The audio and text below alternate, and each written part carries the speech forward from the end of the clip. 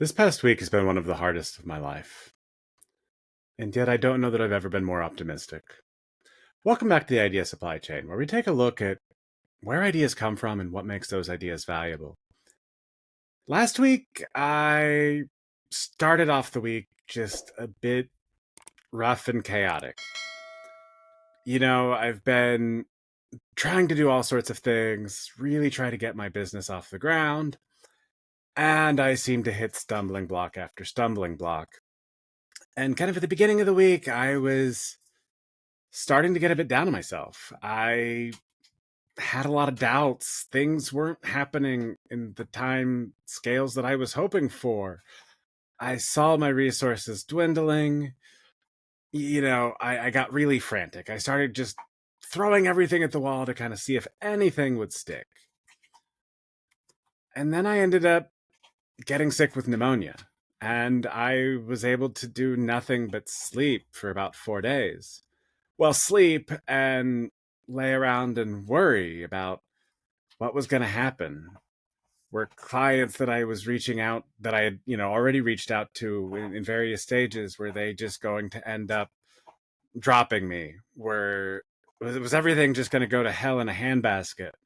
Uh, I couldn't do anything. I couldn't get up off the couch to even look at my computer or anything. Wasn't on Twitter. What's going to happen to my audience? Couldn't post YouTube channels. You may have noticed that wasn't able to get any up really. And I felt like hell, man. It was awful. But I was able to get some antibiotics for a couple days. Things started to clear up.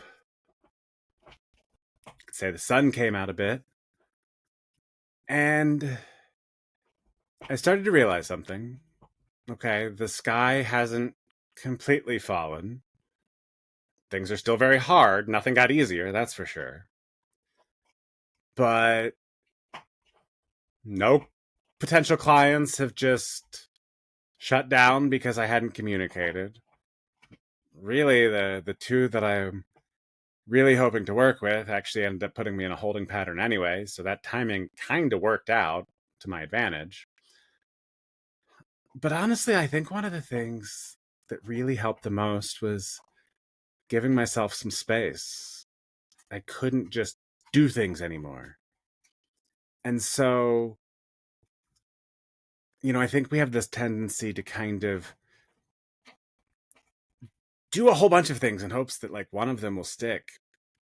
And maybe that wasn't actually the best course of action. Maybe I should have spent a little more time focusing in on the things that I knew worked to some extent, doing more of that stuff versus kind of this very chaotic, scattered energy that felt like, the shotgun approach, just throw everything out there and something's going to have to work. Maybe that actually wasn't the best. And, going into this upcoming week, I'm starting to feel like great. I mean, I still feel a little sick, but I'm up and doing things. Even like doing things like chores, I'm doing excitedly. I'm doing with lots of energy because it feels great to be able to do anything. We don't always realize some of the good things we have around us. Yes, my ability to do things was great. Maybe I wasn't using it as well. But the fact that I was able to do things was a very good thing to be able to do. You don't always realize that until it gets taken away. So there's still a lot of uncertainty in my life. Things are still very much hanging on by a thread. But I'm confident now that I'm going to be able to figure out a way out of this. I'm optimistic. The world didn't completely collapse. Turns out, maybe the stuff I've built, what little there seems to be of it, is actually more resilient because a lot of it's relationship based and not anything based on, algorithms or, trends or anything like that. And in fact, one of the things I've realized is that one of the key things I'm able to bring to potential clients is an analysis that goes deeper than whatever is trending at the moment. This was evident in a conversation I had at the beginning of the week, right before I went sick, with someone where, they were kind of hearing about using LLMs to do stuff. And I was like, actually, no, hold up. Like, there are these really well established ways to do that without LLMs at all.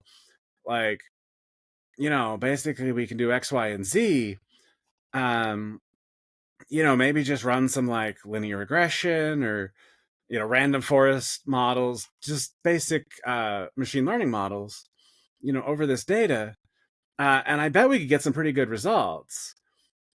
And so, one of the things that I do very well is I analyze trends, I understand trends, but I don't default to trends just because they're trends.